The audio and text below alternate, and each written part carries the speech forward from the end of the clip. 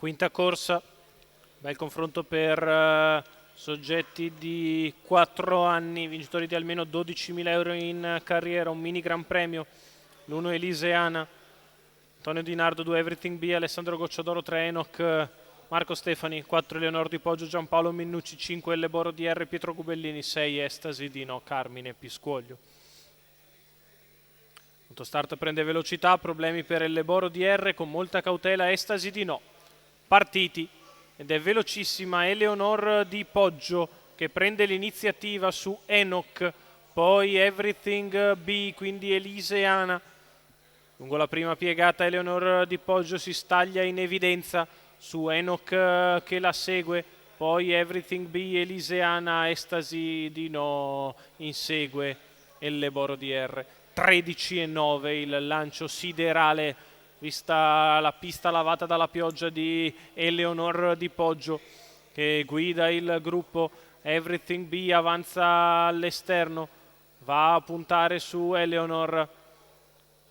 Alessandro Gocciadoro va sulla leader, cerca poi posto in corda, posto che non c'è perché sarà sotto Enoch, e così 600 metri se ne vanno in 45,5. Passaggio davanti alle tribune, Eleonor Di Poggio all'avanguardia, Everything B all'esterno, alla corda Enoch, più distanti Eliseana ed Estasi Dino.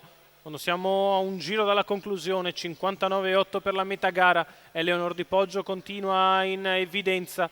Di fuori Everything B, alla corda Enoch, poi ancora Eliseana e Estasi Dino che si sono ricongiunte con i primi tre, 1,14,7 i 1000 di gara, con la leader sempre a spalle indietro, Everything B che non si dà per vinto all'esterno, Enoch lungo i birilli, Eliseana ed Estasi Dino che prendono le pariglie. 1,29, 1 i 3/4 di miglio, si mantiene in evidenza Eleonor Di Poggio, Everything B che cala al largo, Enoch che attende la destra libera. Quando siamo all'imbocco della dirittura d'arrivo, allunga Eleonor Di Poggio che guadagna 1,5 sullo scatto a Enoch che si deve riorganizzare. Eleonor in vantaggio nei confronti di Enoch, Eleonor Di Poggio che guadagna ancora terreno nel finale.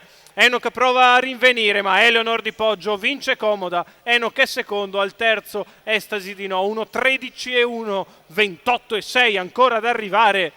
Eleonor Di Poggio, Giampaolo Minnucci, Alessandro Gocciadoro al training, colori della scuderia Becchi e Dani.